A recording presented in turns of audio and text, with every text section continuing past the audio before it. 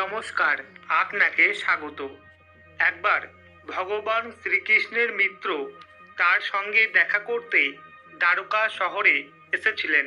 ভগবান শ্রীকৃষ্ণ তাকে স্বাগত জানান এবং তার আগমনের কারণ জিজ্ঞাসা করেন।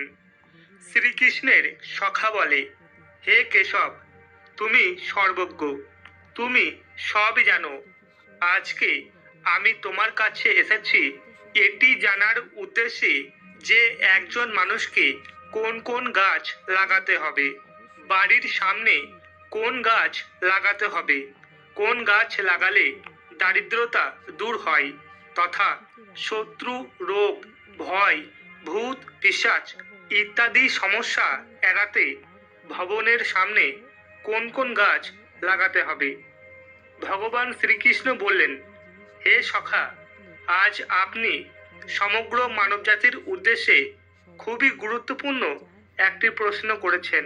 এই সংসারে বৃক্ষের বিশাল অবদান রয়েছে, কিন্তু আজ আপনি একটি সঠিক প্রশ্ন করেছেন। বাড়ির সীমানার মধ্যে গাছ লাগালে খুবই শুভ ফল পাওয়া যায়। গাছ গাছালি বাড়ির সৌন্দর্য বাড়াতে সাহায্য করে, সাথে পরিবেশকে বিশুদ্ধ রাখতে গাছের গুরুত্ব খুবই গুরুত্বপূর্ণ। বৃক্ষ বাড়িতে ইতিবাচক শক্তি সঞ্চারিত করে, যা মানুষের জীবনে অত্যন্ত প্রয়োজনীয়। বৃক্ষ নেতিবাচকতা দূর করে, পরিবেশকে আরও ইতিবাচক করে তুলতে কাজ করে। বাড়ির সামনে শুভ বৃক্ষ এবং গাছপালা লাগালে ঘরে সুখ, শান্তি, সমৃদ্ধি আসে। সাথে এই গাছ অনেক ধরনের বাস্তুদোষকে ধ্বংস করে দেয়। বাড়ির উঠোনে দাঁড়িয়ে থাকা গাছগুলো দেবতার মতো বাড়িকে রক্ষা করে। হে সখা, বাড়ির কাছে কোন গাছ লাগাতে হবে আর কোনটি নয়, এই সম্পর্কে বলার আগে আমি আপনাকে একটি প্রাচীন গল্প বলি, যা আপনাকে বুঝতে সাহায্য করবে বাড়ির কাছে কোন গাছ লাগানো কতটা শুভ এবং কোন গাছগুলি বাড়ির কাছে লাগালে দুঃখ ও দারিদ্রতার আগমন হয়। যে ব্যক্তি এই কাহিনী মন দিয়ে শুনবে তার শত শত পাপ নষ্ট হয়ে যাবে এবং দারিদ্রতা শেষ হয়ে যাবে। ভগবান কৃষ্ণের সখা বলে, হে কেশব, আমি অবশ্যই এই গল্পটি মনোযোগ সহকারে শুনব। দয়া করে আমাকে সেই কাহিনী বলুন। ভগবান শ্রীকৃষ্ণ বললেন, অতীতে মধ্যদেশে একটি সুন্দর শহর ছিল। সেই শহরে ধনেশ্বর নামে একজন বৈশ্য ও তার স্ত্রী সুমতিকে নিয়ে সেই শহরে বাস করতেন। ধনেশ্বর ভগবান বিষ্ণুর পরম ভক্ত ছিলেন এবং তিনি প্রতিদিন ভগবান বিষ্ণুর পূজা করতেন। ধনেশ্বরের স্ত্রীও ছিলেন খুবই ভদ্র এবং গৃহকর্মে দক্ষ। ঘরে ধন সম্পদের কোনো অভাব ছিল না তাদের। এইভাবে অনেক দিন কেটে গেল। ধনেশ্বরের স্ত্রী, যার নাম ছিল সুমতি, তিনি কয়েকটি গাছ বাড়ির উঠোনে লাগিয়েছিলেন এবং প্রত্যেকদিন জল দিয়ে সেই গাছগুলির পরিচর্যা করতে শুরু করেছিলেন। কিন্তু ধনেশ্বরের স্ত্রীর বৃক্ষরোপণ সম্পর্কে কোনো জ্ঞান ছিল না। তিনি নিজের পছন্দের মতো গাছ বাড়িতে লাগাতেন এবং না জেনে বাড়ির উঠোনে অশুভ গাছ লাগিয়ে ফেলেন, যার কারণে বৈশ্য ধনেশ্বর তার ব্যবসায় প্রচুর ক্ষতি করতে শুরু করেন এবং তার বাড়িতে বারবার ঝামেলা হতে থাকে। তাদের উভয়ের জীবনে অনেক অসুবিধা আসতে শুরু করে। ধনেশ্বরের পুরো ব্যবসা ডুবে যায় এবং তার সমস্ত ধন সম্পত্তি ধ্বংস হয়ে যায়। এখন ধনেশ্বরের কাছে শস্য কেনার মতো কোনো টাকাও ছিল না। তিনি না খেয়ে থাকতে শুরু করলেন, যার কারণে তার স্ত্রীও রাগ দেখাতে শুরু করে। এতে তার স্ত্রী রাগান্বিত হয়ে তার স্বামীকে কিছু কাজ করতে বলেন। ধনেশ্বর কাজ চাইতে গ্রামে ঘুরতে থাকে, কিন্তু কোথাও কাজ পায় না। তিনি এসে তার স্ত্রীকে বললেন, আমাকে কেউ কাজ দিচ্ছে না, এখন কোথায় কাজ করতে যাব? দুজনেই একেবারে ক্লান্ত। দুজনেরই কিছু করার ছিল না। ধনেশ্বর তার স্ত্রীর সমস্ত গহনা বেচে দিল এবং যা কিছু পেল তা দিয়ে তারা পেট ভরে। এইভাবে বাড়িতে অশুভ গাছ লাগানোর ফলে তাদের দুজনের জীবনে দারিদ্র্য এবং সংকট আসতে থাকে, কিন্তু তারা নিজেও এ কথা জানতেন না। তারপর একদিন একজন সাধু মহাত্মা ধনেশ্বরের বাড়িতে আসে। সাধুকে দেখে ধনেশ্বর নমস্কার করে বললেন, সাধু মহারাজ, আসুন, এই দরিদ্র ঘরে আপনাকে স্বাগত। বলুন, আমি আপনার জন্য কি সেবা করতে পারি? সাধু মহারাজ বলতে শুরু করেন, আমি তীর্থযাত্রায় বের হয়েছি, একটু বিশ্রামের জন্য জায়গা খুঁজছি। যদি কিছু মনে না করেন, আমাকে আপনার বাড়িতে একটু জায়গা দিন। আমি অনেক দিন ধরে ক্ষুধার্ত, কিছু খাবার পেলে আপনার বড় কৃপা হবে। সাধু মহারাজের এমন কথা শুনে ধনেশ্বর বলতে লাগলেন, হে সাধু মহাত্মা, আপনাকে দেখে অবশ্যই একজন গুণী আত্মা বলে মনে হচ্ছে। আপনার মুখমণ্ডলে একটি জ্যোতির আলো দেখা যাচ্ছে। আমি আপনার সেবা করার সৌভাগ্য পাচ্ছি। আপনার সেবা করে আমি খুবই আনন্দ পাব। তারপর সেই সাধু মহারাজ ধনেশ্বরের ঘরের ভিতরে যান এবং বিশ্রাম নিতে শুরু করেন। ধনেশ্বর সেই সাধুর খুবই সুন্দরভাবে সেবা করেন, কিন্তু তার কাছে অন্যের একটি দানাও ছিল না। সে তার স্ত্রীকে বলে, প্রিয়া, সাধু আজ আমাদের বাড়িতে এসেছেন, তাকে দেখে বড়ই পুণ্যবান মনে হচ্ছে। আমাদের উচিত তার জন্য কিছু খাবারের ব্যবস্থা করা। গ্রামে গিয়ে আমি কারো কাছে কিছু টাকা ধার করে আনি। এই কথা বলে ধনেশ্বর একজন ব্যবসায়ীর বাড়িতে যায় এবং তাকে কিছু টাকা ধার দেওয়ার জন্য অনুরোধ করে, কিন্তু সেই ব্যবসায়ী টাকা দিতে অস্বীকার করে এবং বলে, তোমার কাছে একটি পয়সাও নেই, তুমি আমার টাকা কিভাবে ফেরত দেবে? ধনেশ্বর বলে, শেঠ মহাশয়, আমি আপনাকে আপনার টাকা খুব শীঘ্রই ফেরত দেব। আমি যদি আপনার টাকা ফেরত দিতে না পারি, তাহলে আমি আমার বাড়ি আপনাকে দিয়ে দেব। ধনেশ্বরের এই কথা শুনে শেঠ মহাশয়ের একটু করুণা হলো, আর তাকে টাকা দিয়ে বলে, বৈশ্য, তুমি আমার টাকা ফেরত দেবে তো? তখন ধনেশ্বর বলে, আমি যদি আপনাকে আপনার টাকা ফেরত না দিই, তাহলে আমি আমার বাড়ি আপনার হাতে তুলে দেব। এইভাবে ধনেশ্বর শেঠের কাছ থেকে টাকা নিয়ে বাজার থেকে দুধ, চাল, সবজি, চিনি ইত্যাদি কিনে নিজের ঘরে ফিরে আসে। তখন তিনি তার স্ত্রীকে বললেন, প্রিয়া, তুমি সেই সাধু মহাত্মার জন্য খাবার তৈরি করো। তখন ধনেশ্বরের স্ত্রী ভোজন তৈরি করে সেই সাধু মহাত্মাকে খাবার পরিবেশন করেন। খাবার গ্রহণ করার পর তিনি ধনেশ্বরকে বলেন, হে ধনেশ্বর, তোমার ভক্তি এবং শ্রদ্ধায় আমি খুবই খুশি হয়েছি। তোমার কি ইচ্ছা বলো, তোমার কামনা আমি অবশ্যই পূরণ করব। হে মহাত্মা, আপনার আশীর্বাদই আমাদের জন্য সব কিছু।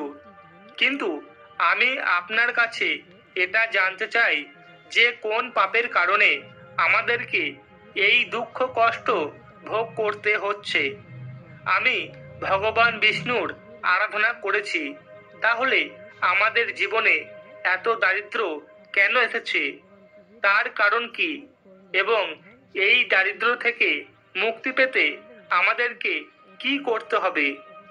তখন সেই ঋষি মহাত্মা বলেন, হে বৈশ্য, আমি যখন তোমার দ্বারে এসেছিলাম তখন আমি এর কারণ বুঝতে পেরেছি যে তোমার জীবনে দারিদ্র্য এবং সংকট রয়েছে, কারণ তোমার বাড়ির সামনে যে গাছ আছে তা তোমার দারিদ্রতার আসল কারণ। সেই জন্য এই গাছগুলি সরিয়ে তার জায়গায় শুভ গাছ লাগান। আপনার স্ত্রী আপনার বাড়ির সামনে যে গাছগুলি লাগিয়েছে তা অত্যন্ত অশুভ এবং তাদের কারণে আপনি এমন দুর্দশায় পড়েছেন। ধনেশ্বর বলেন, হে মহাত্মা, দয়া করে আমাকে বলুন বাড়ির সামনে কোন গাছ লাগাতে হবে যাতে ঘরে সুখ সমৃদ্ধি থাকে এবং কোন গাছ লাগাতে হবে না। দয়া করে আমাকে বিস্তারিত বলুন। আমি আপনার কাছে খুবই কৃতজ্ঞ থাকব।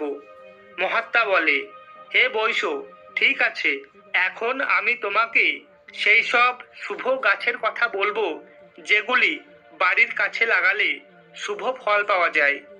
এই জন্য তুমি মন দিয়ে শোনো। একজন ব্যক্তি জলাশয়ের কাছে একটি পিপল গাছ লাগালে যে ফল পাওয়া যায় তা শত শত যজ্ঞের সমান হয়। পিপল গাছের পাতা জলে পড়লে তা পিণ্ডের মতো হয়ে যায় এবং পূর্বপুরুষের তৃপ্তি প্রদান করে, ফলে সমস্ত প্রকার পিতৃদোষ দূর হয়। যে ব্যক্তি প্রত্যেক দিন স্নান করে পিপল গাছ স্পর্শ করে সে সমস্ত রকম পাপ থেকে মুক্ত থাকে এবং পিপল গাছ স্পর্শ করলে সে কখনোই পরাজিত হয় না। পিপল গাছকে স্পর্শ করলে দেবী লক্ষ্মীকে প্রাপ্ত করা যায় এবং প্রদক্ষিণ করলে আয়ু বৃদ্ধি পায়। পিপলের মূলে শ্রী বিষ্ণু, কাণ্ডে ভগবান শিব এবং সামনে ভগবান ব্রহ্মা বাস করেন। অমাবস্যার দিনে পিপল গাছকে প্রণাম করলে যে ফল পাওয়া যায় তা হলো 1000 গরু দান করার সমতুল্য। এই পিপল গাছের মতো পৃথিবীতে আর কোনো গাছ নেই। শ্রী হরি এই বৃক্ষরূপে পৃথিবীতে বিরাজমান হয়ে আছেন। পিপল গাছকে আঘাত করা বা তার ডাল ভেঙে ফেলা মহাপাপ বলে গণ্য হয়।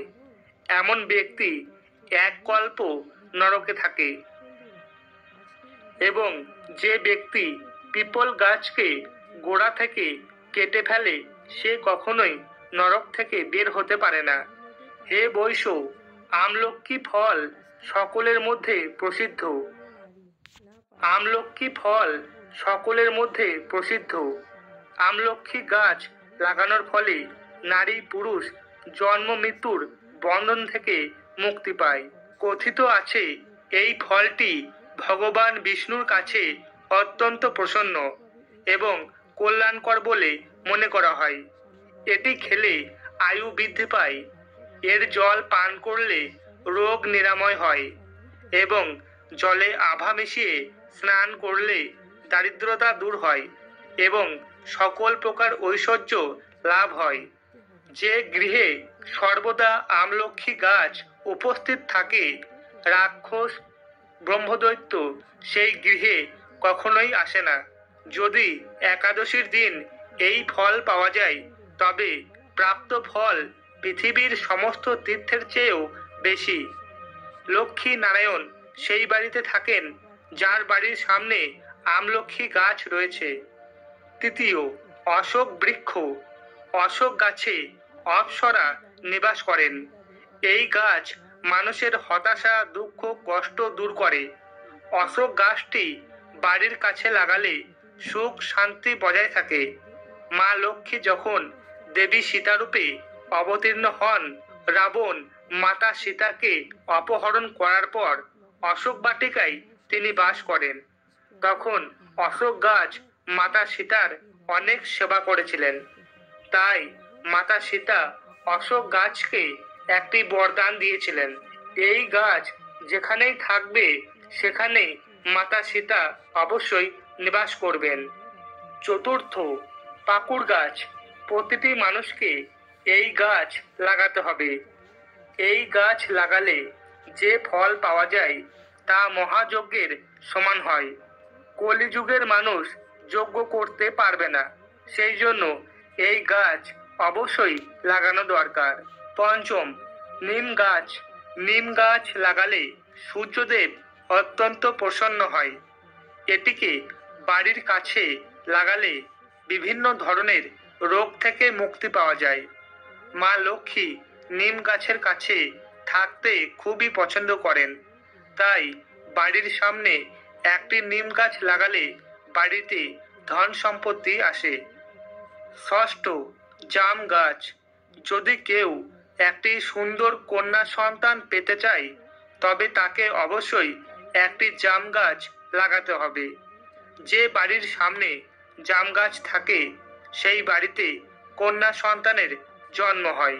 সপ্তম, বেল গাছে ভগবান শিব বাস করেন এবং বেল গাছের কাছে গোলাপ গাছ লাগালে কখনো দুঃখ দারিদ্র হয় না, বাড়িতে কখনো অকাল মৃত্যু হয় না, কোনো মহিলা বিধবা হয় না এবং ভগবান শিব ও পার্বতীর আশীর্বাদ লাভ করা যায়। অষ্টম, নারকেল গাছ। একটি বাড়িতে নারকেল গাছ লাগালে একজন পুরুষ অনেক নারীর স্বামী হয়। নারকেল যে কোনো ধর্মীয় আচারের একটি অপরিহার্য অংশ, যা বাড়ির উঠোনে একটি নারকেল গাছ থাকলে তা বাড়িতে সর্বদা সমৃদ্ধি নিয়ে আসে এবং এটি পরিবারের সদস্যের দ্বারা অত্যন্ত সম্মানিত হয়। যে পুরুষ সুন্দরী স্ত্রী পেতে চায়, তাকে একটি ডালিম গাছ লাগাতে হবে, যা দৈব শক্তি প্রদান করে। যে ব্যক্তি তার বংশ বৃদ্ধি করতে চান এবং সন্তান জন্ম দিতে চান, যদি কোনো ব্যক্তি কোনো প্রকার রোগে ভোগে, তাহলে তাকে অবশ্যই একটি খয়ের জাতীয় গাছ লাগাতে হবে। খয়ের গাছ লাগালে অনেক রোগ নিরাময় করা যায়। কেউ যদি চোর ডাকাতে ভয় পায়, তাহলে তাকে অবশ্যই বাড়িতে একটি বাঁশ গাছ লাগাতে হবে। এই গাছ চোরেদের ভয় দেখায় এবং ঘরকে রক্ষা করে। কনক চম্পার চারা বাড়ির উত্তর দিকে লাগালে দারিদ্রতা ও দুঃখ দূর হয়। কলা গাছও অত্যন্ত শুভ, এটি ঘরে সুখ সমৃদ্ধি নিয়ে আসে। ভগবান বিষ্ণু এই গাছে নিবাস করেন। পারিজাত বৃক্ষ। সমুদ্র মন্থনের সময় এই উদ্ভিদের আবির্ভাব হয়েছিল। সমুদ্র মন্থনের সময় মা লক্ষ্মীও আবির্ভূত হয়েছিলেন, তাই পারিজাত উদ্ভিদকে অনেক গুরুত্ব দেওয়া হয়েছে। যদি এই গাছ ঘরের মধ্যে লাগানো হয়, তাহলে দেবী লক্ষ্মীর আশীর্বাদ লাভ করা যায়। যে ঘরে খেজুর গাছ আছে, সেই বাড়ির সন্তানরা কখনোই উন্নতি করতে পারে না। বাড়িতে এমন ধরনের গাছ কখনোই লাগানো উচিত নয়। বাড়িতে কখনোই বাবুল গাছ লাগানো উচিত নয়। এই গাছ লাগালে বাড়িতে বিপর্যয় আসে। নিজের বাড়ির সামনে কখনোই এই গাছ লাগাবেন না। এতে এতে নেতিবাচকতা বৃদ্ধি পায়, ধন সম্পদের ক্ষতি হয়। যদি বাড়ির পশ্চিম দিকে বট গাছের ছায়া থাকে, তাহলে বাড়িতে সারাজীবন শোকের ছায়া নেমে আসে। যদি বাড়ির মধ্যে কোনো বৃদ্ধ বট গাছের ছায়া পড়ে, তাহলে সেটি মৃত্যুর সমান হয়। সেই বৃদ্ধ বট গাছ সঙ্গে সঙ্গে কেটে ফেলতে হবে। হে বৈশ্য, এইভাবে আমি আপনাকে এই সমস্ত শুভ এবং অশুভ গাছের কথা বলেছি, তাই আপনি এই গাছগুলি আপনার বাড়ির সামনে উঠানে লাগান এবং ঈশ্বরের আশীর্বাদ লাভ করুন। এরপর ধনেশ্বর বলেন, আপনি আমাকে আজকে উত্তম জ্ঞান দিয়েছেন, আমি আপনাকে ধন্যবাদ জানাই। সাধু মহাত্মা ধনেশ্বরকে আশীর্বাদ করে এবং তিনি সেই স্থান থেকে অদৃশ্য হয়ে গেলেন। সাধু মহাত্মাকে এইভাবে অদৃশ্য হয়ে যেতে দেখে বিস্মিত হন।